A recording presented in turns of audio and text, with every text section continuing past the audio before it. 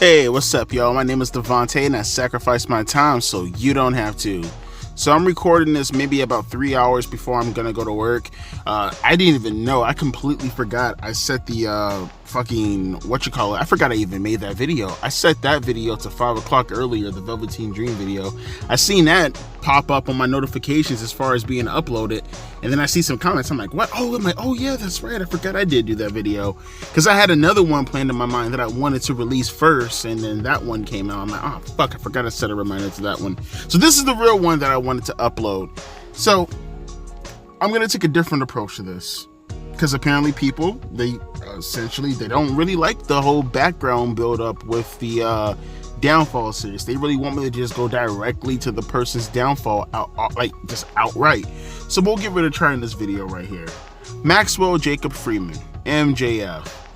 Now, believe it or not, contrary to belief, I've always been a big proponent for MJF. I always kind of felt that he has the skill set to be this generation's Ric Flair if he tried hard enough. No, motherfuckers, I am not calling him Ric Flair. I said that he has the potential to be this generation's Ric Flair, meaning in the correct position, he can be in the same type of framing in this generation compared to what Ric Flair was to his generation. Do you understand? Before you start with your pitchforks and torches going into the comment section, completely misrepresenting what the fuck I said, hopefully we get that corrected. Okay, good. My problem with MJF, though, has always been strictly based off the fact that he has an over-reliance on his skill set. Now, granted, I will look at what MJF has done over the past couple of years for AEW, and I would definitely say that he's contributed more positive than negative. But it doesn't take away from the fact that I look at personally what he has done with the company, and you can attribute it to Tony Khan as far as how he presents MJF, and one can say that he's been overexposed. Is that the correct sentiment that we can say about MJF? Overexposed. See, I think for me, he has a roller coaster of a career as far as what you can really notate as a downfall. You could say that he had a downfall in 2020 when he was playing Dancing with the Stars with Chris Jericho and his stupid fucking stable. When before that, he was doing stuff with guys like Cody Rhodes, right?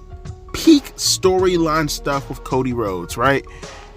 And then you leave that, and then you immediately start doing dumb shit with Chris Jericho. But, eventually, he elevates himself, right? When he starts to feud with guys like CM Punk, for an example. Now, I have my own sentiments in regards to the feud between MJF and CM Punk. I still say that I thought their entire feud from the middle portion was absolutely garbaggio. And really, anything worth notating is the beginning of the feud, when they first went back to back on the microphone, and even then, that's a little bit pushing it. But more so the last 2 weeks of the actual feud in itself before they went into Revolution and had a kick-ass dog collar match, one of the best matches in that company's history. But once again, he hits a downfall period. Roller coaster, right? Roller coaster. Up and down goes MJF's career. Not because anything out of his realms, at least this time. We'll get to that the following year, right? The following year after 2022. No, this downfall came strictly because of, ironically enough, his opponent. That was the reason for his uprise again, CM Punk. Taking his steam away from MJF because of his outside endeavors with the Elite. But that's okay. That's okay because MJF once again hits another peak. He gets the World Championship from Jon Moxley. Everybody's excited. What kind of run is MJF gonna go on? He's gonna be legendary. Oh, finally, they give the belt to an AEW original who actually has a skill set to pull this shit off. And mind you, his first couple of defenses, I thought they were pretty good. His stuff with Ricky Starks, as short as it was, pretty decent. Wasn't the best stuff in the world, but good enough, right? For a 2-week built feud, they did their thing in order to promote it as much as possible when they gave it to us on the episode of Dynamite. Would have been better if it was the main event, but main event, world title, Tony Khan, come on. You're using too much common sense here. Don't do that. Common sense is illegal in these parts of town. But, once again, another title defense against Bryan Danielson. the Iron Man match. Personally, for me, that's my favorite match in that company's history. Can't speak for anybody else, only speak for myself. Best world title match in the company's history. And mind you, it's funny how you see MJF carry himself, right? Probably arguably to most people, because I don't think they understand the perspective of what it means to be a legitimate villain, but we'll play devil's advocate here, right? And we'll just pretend that MJF is one of the best heels going forward today, right? I still think he likes to play off of the lineage of the NWO's cool heat factor, but okay, fine. He plays the part of a bad guy. One of the best today, right? According to everybody that surrounds professional wrestling who has a microphone, a mouth, and followers to suck their dick, right? But it's funny, with all of that, he's not really that bad of a guy outside of the ring. I mean, he keeps kayfabe, he plays his gimmick up to a T, but realistically, you don't hear about MJF getting in trouble. We'll get to that in a little bit though, but around these times, right, you didn't hear anything about MJF ever getting in trouble, causing trouble in the locker rooms or anything like that. Seems like all he really cares about is the wrestling. Seems like all he cares about is keeping character. But it doesn't take away from the fact that the decisions made upon his character speaks to the downfall of his career. Because as that roller coaster goes right back up again, as we talk about Ricky Starks and Bryan Danielson, it goes right back down again. This time, at the hands of Adam Cole. Now, mind you, people may be saying to themselves, Devontae, aren't you skipping over a couple of things? No. I'm skipping over the meaningless things. I'm focusing on and I'm pinpointing on the point of his career is where he had his highs and where he had his lows. See, that's why I say this can be debated as to what you would clarify as a downfall, because a downfall, most people will say, is a person who has hit rock bottom. But the problem with MJF and the special circumstances whenever regarding AEW, you could say it's sometimes with WWE, but more often than not in AEW, most of these guys have roller coaster pitfalls when it comes to their downfall. There's no legitimate, at least for the top guys, there's no legitimate hitting the bottom and never coming back up again. You look at guys like Jon Moxley, for an example, right? I think he's a perfect example of that. You look at guys, for an example, like Hangman Adam Page. But with MJF, it's a little bit more special because you can understand the aesthetic of a Jon Moxley and a Hangman Adam Page to get why they themselves will have roller coaster like careers, because you would think to yourself that via their skill set that, okay, well, some people are going to like the things that they do, some people aren't going to like the things that they do, and maybe the people who don't like the things that they do may come back around if they're put into, a decent feud that accentuates their skill set, right? But with MJF, that should never be a problem because he can talk, for the love of God. And although you have a bunch of people who like to fill your mind with a bunch of bullshit, he absolutely can wrestle. The problem is, going throughout his career, as I talked about before with the downfall, is that they're never really used to the extent of actually accentuating any of the storylines that Tony Khan should be putting him in. Case in point, like I said, going forward, Adam Cole. Now, there are multiple things you could have done with this feud. There are multiple ways you could have split this off, and you could have been building up some vignettes, you could have been putting out some skits, actual skits, not dorky skits, not talking about these guys having buddy pow pow chum chum fucking lives going throughout amusement parks and playing fucking tic-tac-toe or pin the tail on the dumbass. No. See, what you could have done was legitimately present Adam Cole as the babyface, kind of like how you presented him against Chris Jericho. The only problem is that Chris Jericho, for the most part, has lost most of his luster, however you fucking use that word.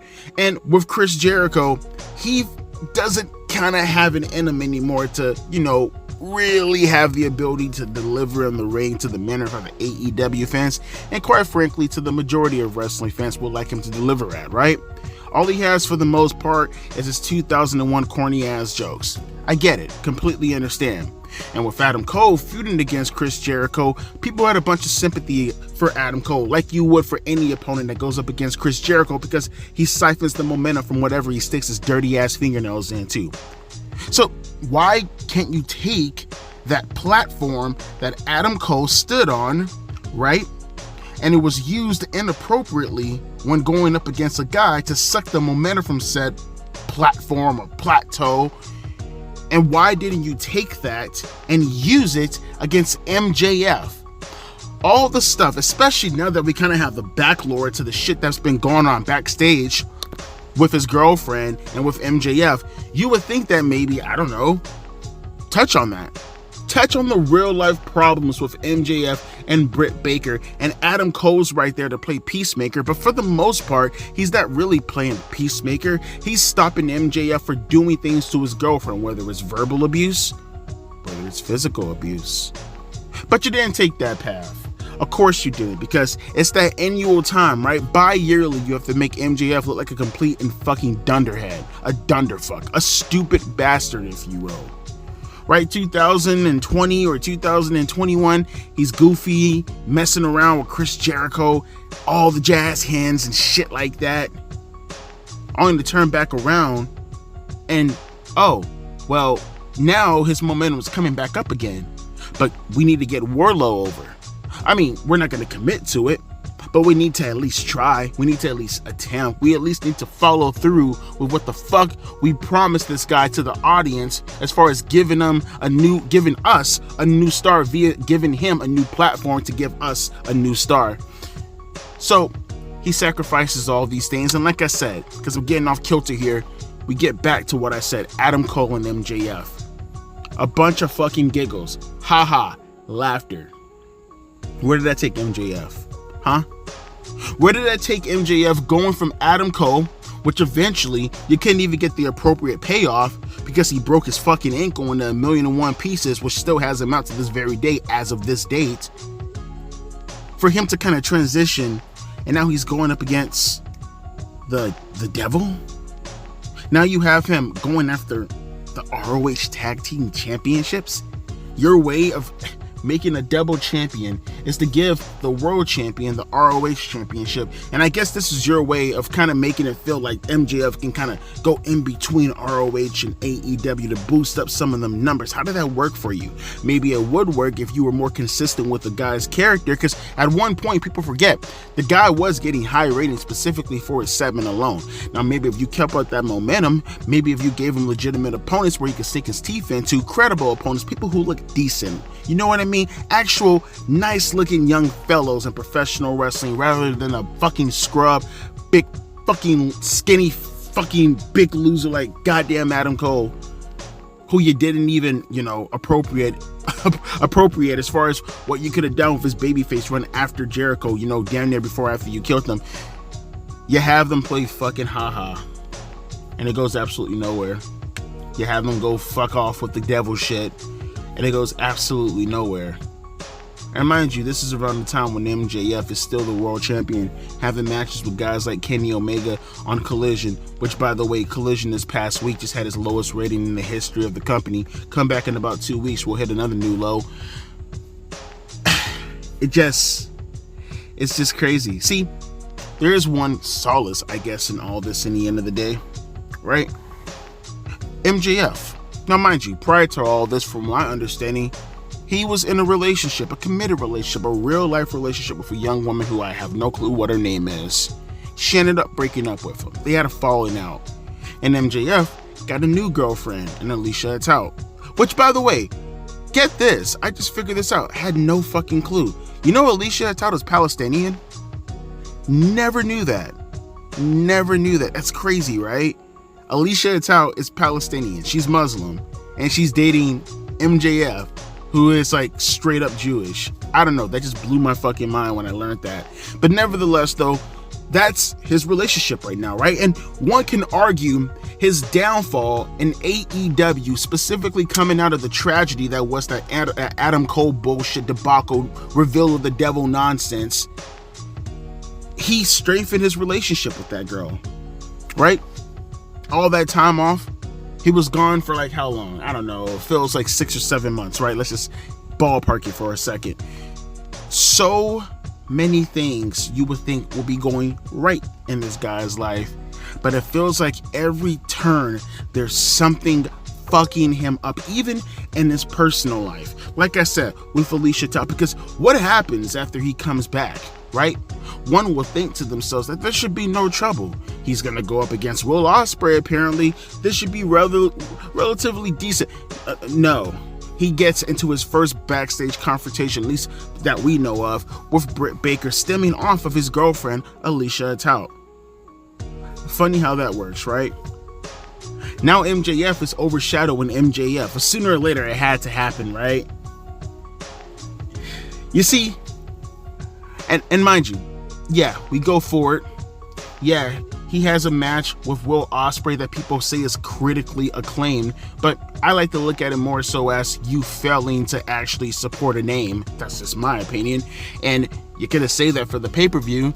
You could have used that time pretty wisely and spread it throughout the show, and got more people over, including MJF and Will Ospreay, to give them more heat going into the pay-per-view match. But instead, your way of getting heat, and this is my biggest problem with MJF now that I'm noticing a pattern.